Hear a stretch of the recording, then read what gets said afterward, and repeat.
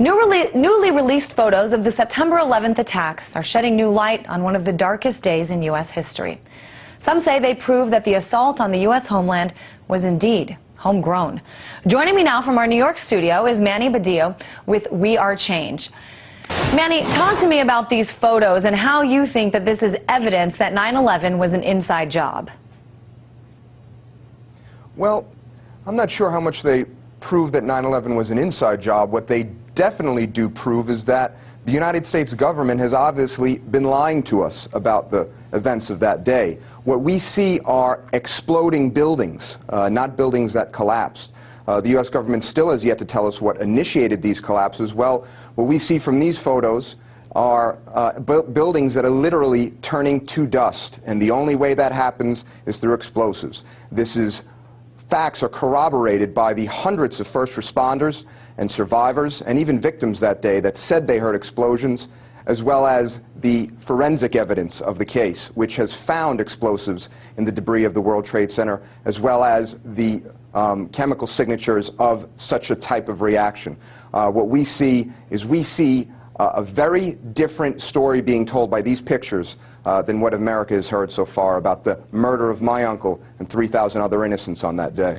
So, Manny, are you suggesting that these explosives were already inside the building? I mean, it's very feasible, and I think most people would buy that there were probably explosives on board the planes, and the planes, you know, collapsed with the building. Isn't that possible as well? There's a lot of possibilities, but the facts of the case stand.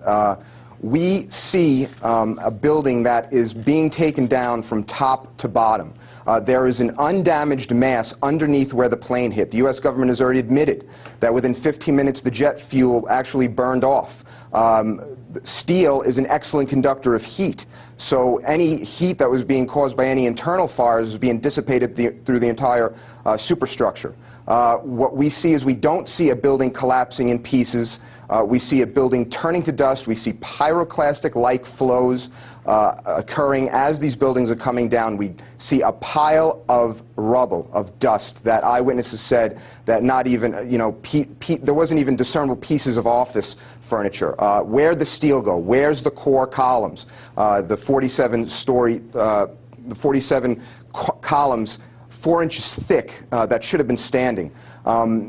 The facts that we see with our own eyes should tell us a lot more than what the U.S. government has attempted to tell us and lied about. I guess explain this to me a little better. I'm not an architect, and I think a lot of our viewers probably don't quite grasp this either, but what should we have seen if, as we are told, these buildings collapsed, the World Trade Center collapsed because a plane flew into them? What would we be seeing differently if that's all it was?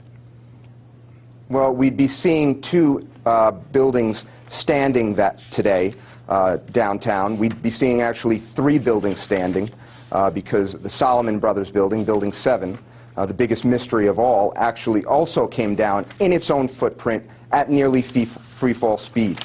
There has never been a building collapsing from a plane hitting it ever. The fact is that we just take a look at some past collapses that took place here throughout the world, and then take a look at how buildings are demolished and brought down. You're going to see very eerie similarities to buildings being demolished as opposed to a plane hitting them, and then all of a sudden coming down an hour and a half later. All right, Manny, just real quick, I'm wondering why you think what interest the United States would have had in getting involved in an attack like this on its homeland. Well, this is age-old. False flag operations have been going on since the dawn of civilization. The United States has participated in them. It's been proven. The USS Maine in Havana Harbor in 1898, the Gulf of Tonkin incident.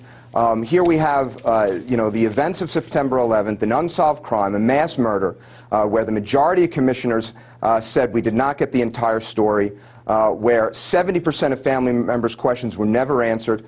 We have the first place that we went to was the oil fields in the Middle East. We are in Afghanistan right now, not just for the oil pipeline, but for the other natural resources, uranium, cobalt, natural gas, and also the natural resource of opium. Okay, the CIA has been bringing opium and heroin to this country for years. We now control that natural resource. Now we're in Iraq. Now we're building permanent military bases in the former Soviet republics. This is a war of empire. This is to keep also Russia and China and India away from these places. So no, we haven't gotten Osama bin Laden, the CIA asset, but we have gotten our troops in the Middle East surrounding our next target, Iran.